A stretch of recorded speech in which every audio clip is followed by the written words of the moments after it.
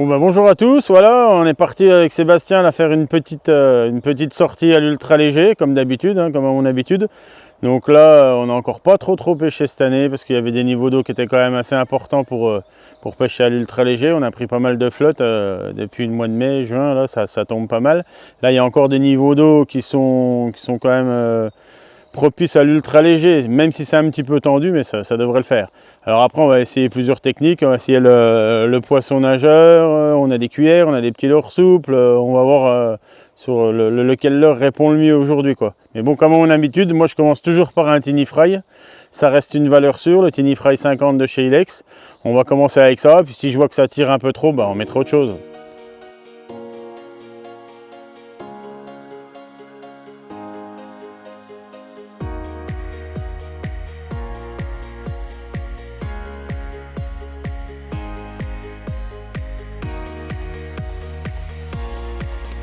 Donc déjà on a déjà vu deux beaux poissons dehors, des poissons de plus de 40 là, mais bon, ils n'avaient pas l'air intéressés par le tiny fry.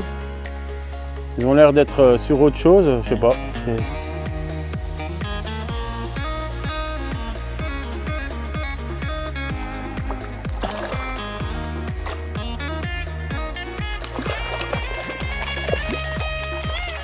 Voilà. Bon alors le tiny fry il marche toujours, pour ceux qui n'en sont pas convaincus, ça prend toujours des poissons.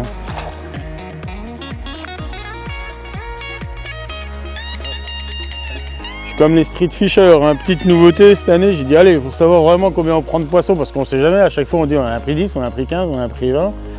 Je me suis pris un petit compteur à poissons. Bon, c'est pas dans mes habitudes de faire ces choses là, mais je dis allez, on va faire comme les jeunes, on a pris une, tac. On l'enregistre.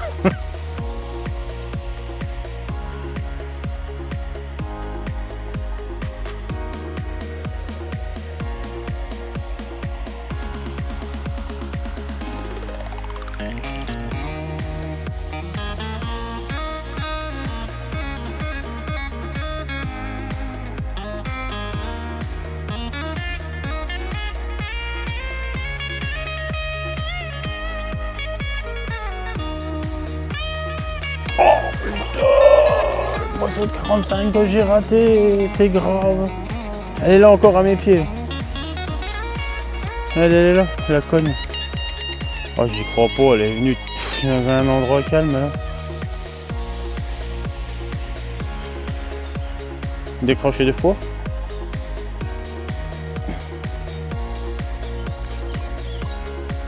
Alors celle-là, je sais pas comment elle est prise. Pourtant c'est un poisson sauvage, elle est venue deux fois. Elle est prise sur le coup. Un poisson qui fait pas loin de 40, elle est prise n'importe comment là. Elle passe dans les tufs là, oh putain. Ah, elle est complètement... Ah, j'ai décroché juste la passe d'avant. Là, elle est prise sur le côté, elle est pas si grosse que ça. Je pensais qu'elle était plus grosse, mais vu qu'elle n'est pas prise, elle est prise bizarrement à la santé. Elle est prise un peu sur le côté. Alors forcément, elles tirent plus quand elles sont prises un peu... Elles sont pas prises par la gueule. Du coup, ça va faire un beau combo, quoi. J'ai de la chance déjà qu'elle est remordue.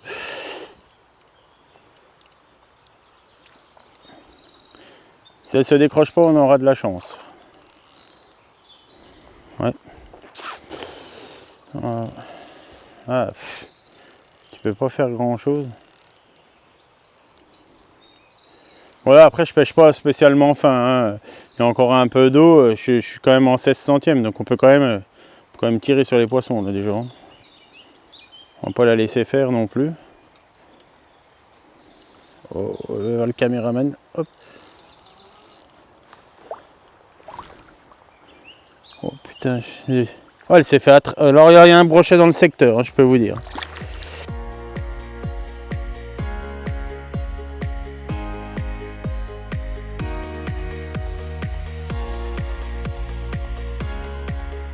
Bah alors je vais refaire mon nœud encore une fois sur le tiny fry. Je le fais régulièrement dès que je prends un poisson parce que ça s'abîme, hein, c'est quand même sur des petits nylons en 16 centièmes, ça arrive à s'abîmer. Donc en fait je passe dans l'anneau brisé. Après je viens récupérer mon fil, comme ça fait une espèce de boucle. Et en venant tourner autour, ça forme une boucle en fait. Donc après on peut tourner autour tout doucement comme ça. Moi avec l'habitude, ben, je le fais tourner 3, 4, 5, 6 fois. Et voilà, il s'est formé une petite boucle là-haut. Je ne sais pas si on la voit bien à la caméra. Il s'est formé une petite boucle. Et dans cette boucle, je passe mon fil. En fait, ça fait un nœud, un espèce de nœud coulant. Un nœud en 8, un nœud coulant. Et en tirant, il vient se serrer sur l'anneau brisé. Alors ce nœud-là, hein, c'est pas moi qui l'ai inventé. Hein. C'est Hiroshi Takahashi qui me l'a montré il y a 20 ans. Il était venu faire une animation au magasin. Puis ça fait 20 ans que j'utilise ce nœud. Puis voilà, je ne sais pas pourquoi je changerais. Il est super facile à réaliser, ça va hyper vite. Et même au coup du soir, au coup du matin, quand il n'y a pas beaucoup de luminosité, ben, il est facile à faire, quoi. Donc voilà, j'utilise ça depuis des années, puis j'en suis très satisfait.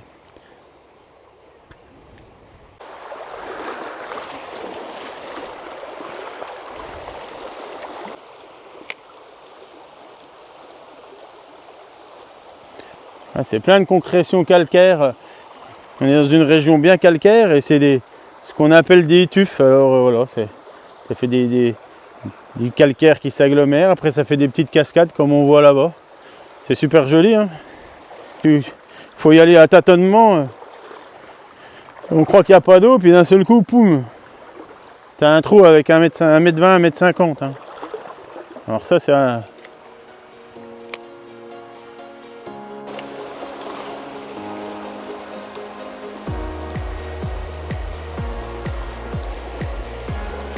Regarde ça, le remous, hop. T'as vu le remous, non? Tu l'as vu? Il y a 2 fois qu'elle me prend, mais après il y en a 2. Hop, il y en a 2, il y a un gros poisson et un petit poisson. Il y a un poisson qui fait 40 et un poisson qui fait 25.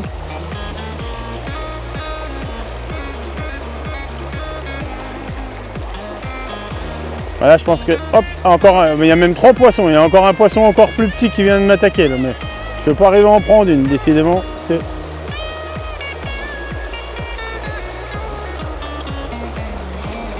On dirait qu'il y a un peu de poisson dehors quand même. Hein.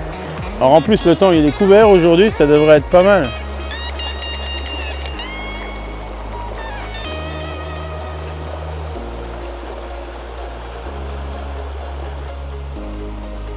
En plein milieu du trou, alors ça c'est plutôt bizarre parce que elle est bien zébrée celle-là, un peu plus petite que les autres.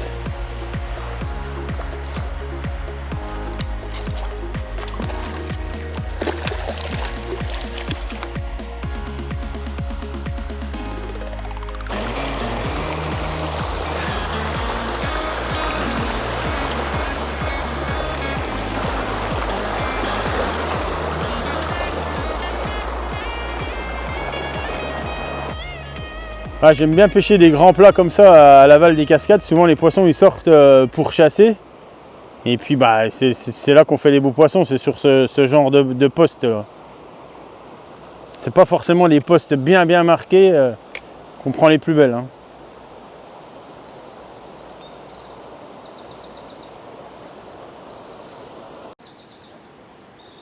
Bah apparemment je suis pas tout seul à pêcher dans la rivière. Là, il y a un beau montage, hein, une belle cuillère. Belle cuillère de je sais pas qui. Ouais. Ça ressemble à une MEPS, mais c'est pas une MEPS.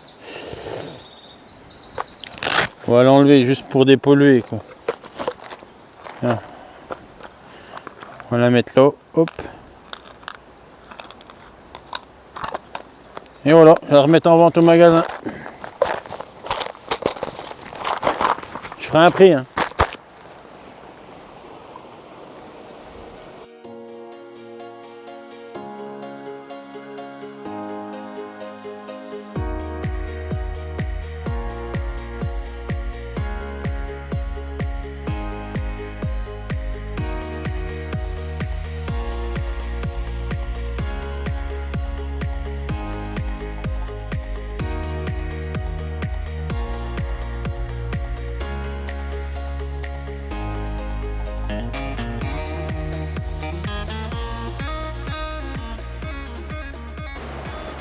Là, je vais changer de leurre parce que là, le parcours, on arrive sur une série de petites cascades. Bon, bah, le Tiny Fry, on a pris des poissons. Je pense qu'on peut encore en faire, mais je vais essayer ça. Ça, c'est un petit leurre, c'est le BTK de chez Smith. C'est un petit leurre à dandiner sur les cascades et tout. C'est un petit leurre coulant. Donc, c'est pas comme le Tiny Fry qui, lui, était suspending. Ça fait 35 mm. C'est le BTK, ça s'appelle. Alors, ça paye pas de mine, mais c'est quand même un super leurre et qui me rapporte vraiment plein de gros poissons en ce moment. Je vais vous montrer un peu comment que ça pêche.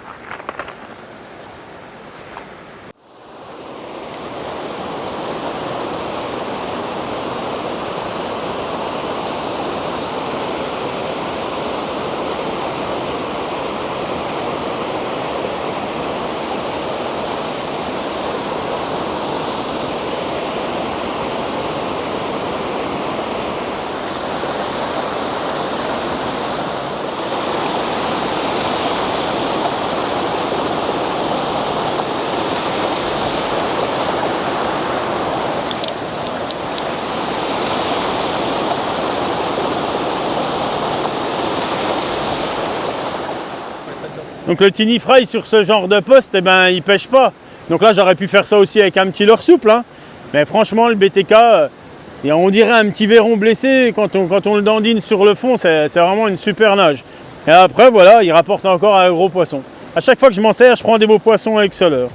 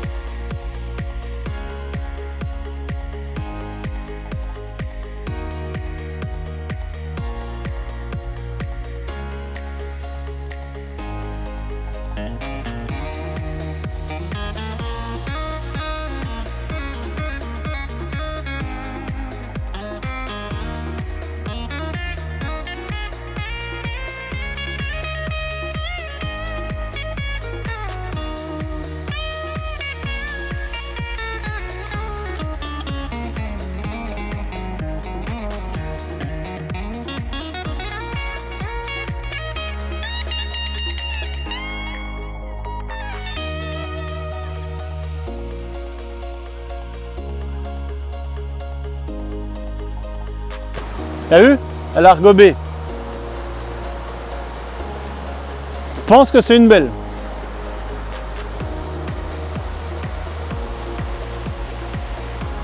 Regarde.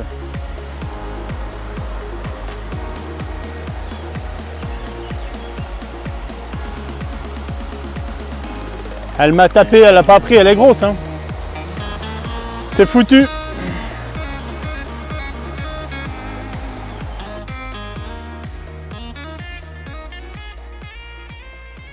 Voilà, on est sur des grands lisses, mais avec pas mal de profondeur. Il y a des trous, ça remonte un peu.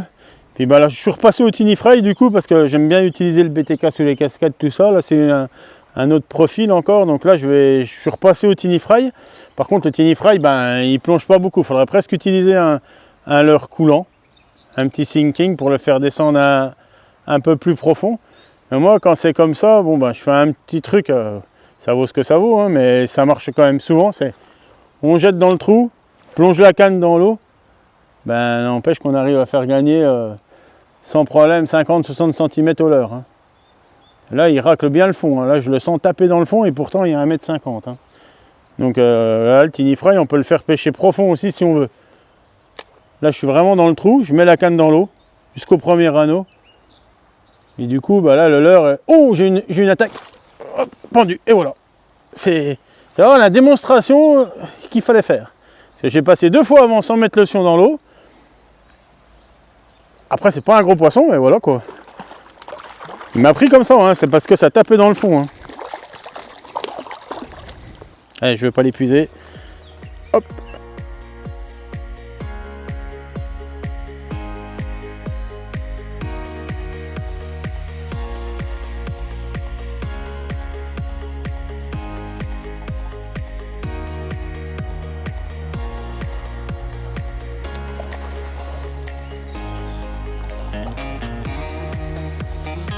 Oh la vacherie!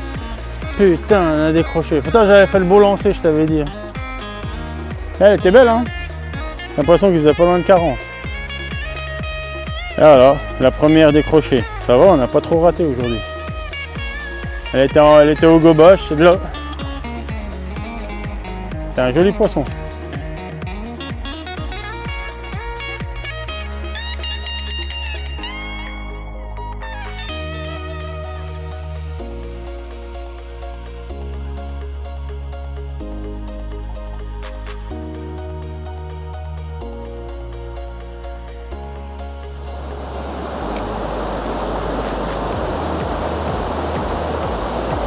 Je vais repasser au BTK.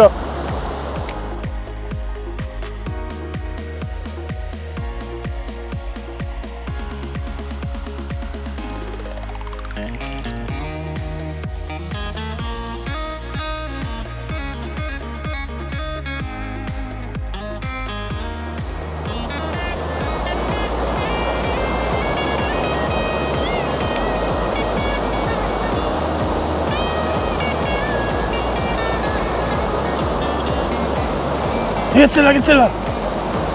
Regarde. Oh putain. Ouais.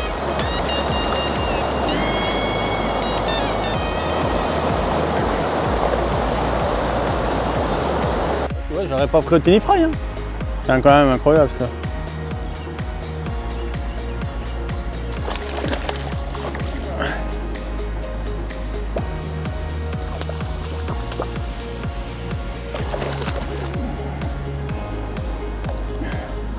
Oh, c'est une belle arc. Tiens, elle est décrochée dans l'épuisette.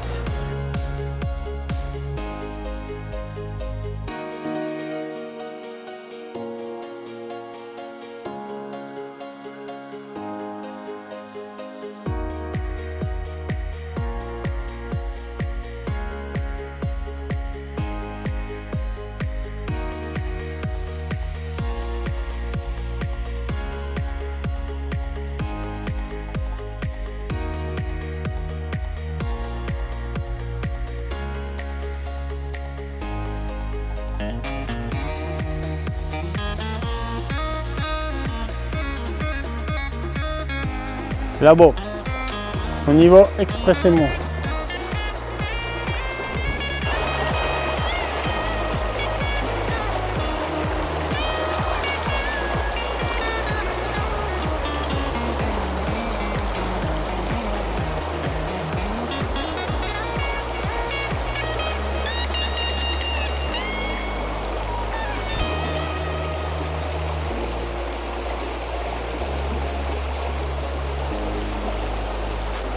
Elle est là, elle est là, elle est là.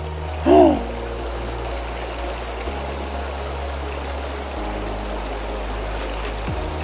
oh. Putain, si je la prends. Elle est sortie 2 fois, elle m'a pris le truc.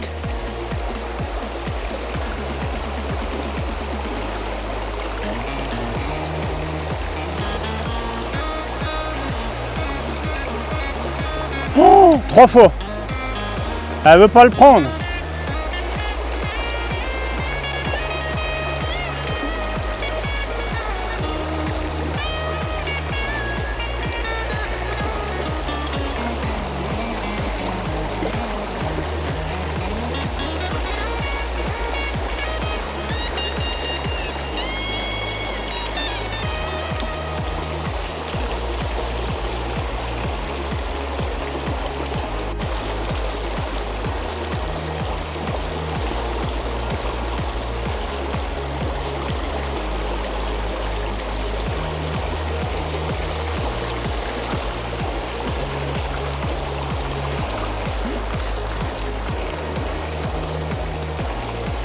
Putain, j'ai décroché, putain, fichier.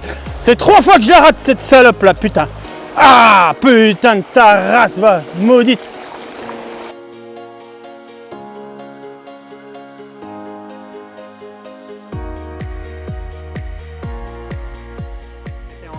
Bah, on a commencé au pont, une grosse sous le pont. Là. Ah ben, elle y est depuis dimanche. Ah bon? Du pont. Ouais. Oh ben, elle est belle.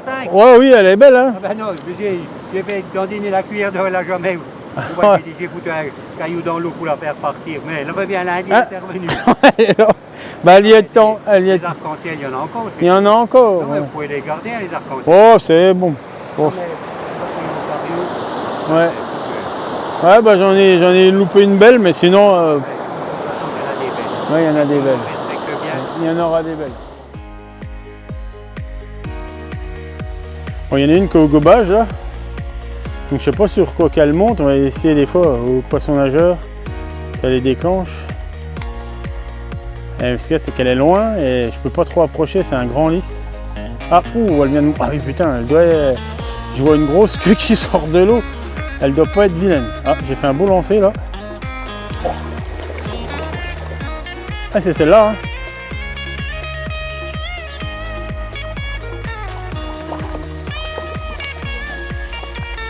Ah, comme quoi, il n'y a pas que la mouche. Hein. Hop là.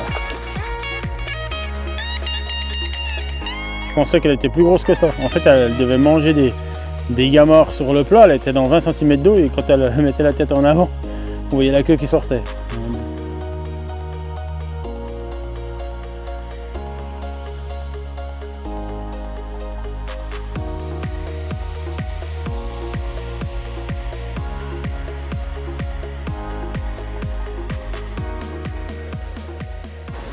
Bon ben voilà, la petite session est terminée. Bon, on a quand même pêché un peu plus que d'habitude, 3 bonnes heures. Hein. Bon, c'est pas si mal que ça, parce qu'au compteur, il y a, même pas regarder, 18 poissons. Donc sur les 18 poissons, je pense qu'il y a quand même 10-12 poissons maillés, donc c'est pas si mal que ça. Et puis voilà, donc la pêche était quand même pas évidente, malgré tout. Il y a pas beaucoup de poissons dehors. Le matin très tôt, il y avait des poissons. Et après, moi, je me suis dit, avec la météo un peu pluvieuse, le temps couvert, ça va marcher un peu toute la journée. Puis en fait, non, c'est comme les autres jours, dès qu'il arrive 7h, 7h30 le matin, ben, il n'y a plus beaucoup de poissons dehors et puis ben, on ne prend pas grand-chose en fait. Donc bon, c'est pas grave, c'était une sortie quand même sympa. On a pêché essentiellement tiny fry, BTK. Je n'ai pas eu le temps d'essayer les leurres souples, ça passe vite, 2 heures de pêche. Voilà, ça passe très très vite. Bon, alors n'oubliez pas de vous abonner à notre chaîne YouTube si ce n'est pas déjà fait. Sinon, vous pouvez nous retrouver aussi à notre magasin, Instinct Pêche, à Marsanne-et-la-Côte, sur notre site web instinct-pêche.fr. Et n'oubliez pas une chose, pour prendre des poissons, allez à la pêche.